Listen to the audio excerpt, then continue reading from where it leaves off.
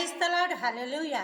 ఇది నా వాక్యము. యోమ్ దెబిరీం 25వ తారీఖు 1వ నెల 2026వ సంవత్సరం.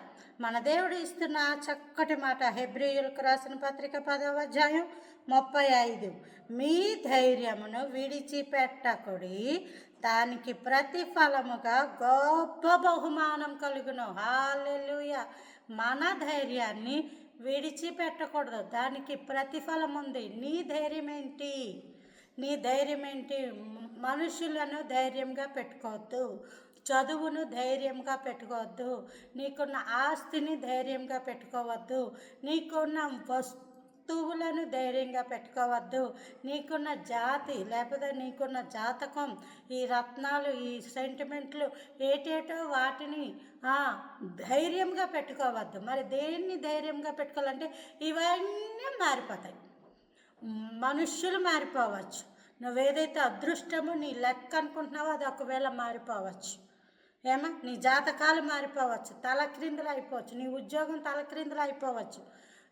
ఇవన్నీ కూడా మారిపోవచ్చు. కానీ మారనిది ఒకటి ఉంది, యేసుక్రీస్తు నిన్న నేడు నిరంతరము ఏకరీతిగా ఉన్న దేవుడు. హల్లెలూయా.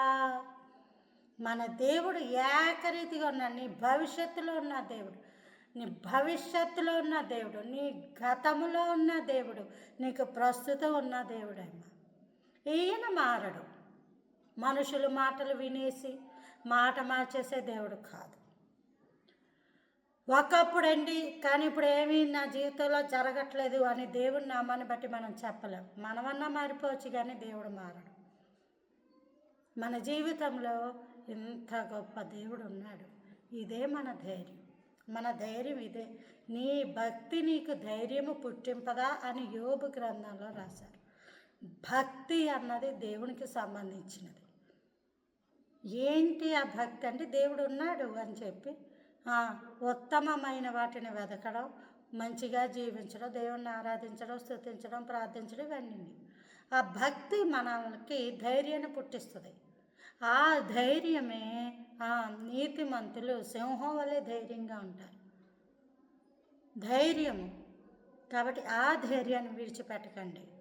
దానికి ప్రతిఫలము ఇప్పుడే కాదు, పరలోకమందు కూడా గొప్ప లాభం కలుగుద్దట. గొప్ప ప్రతిఫలం అంట మనకి. దేవుడు అట్టి కృప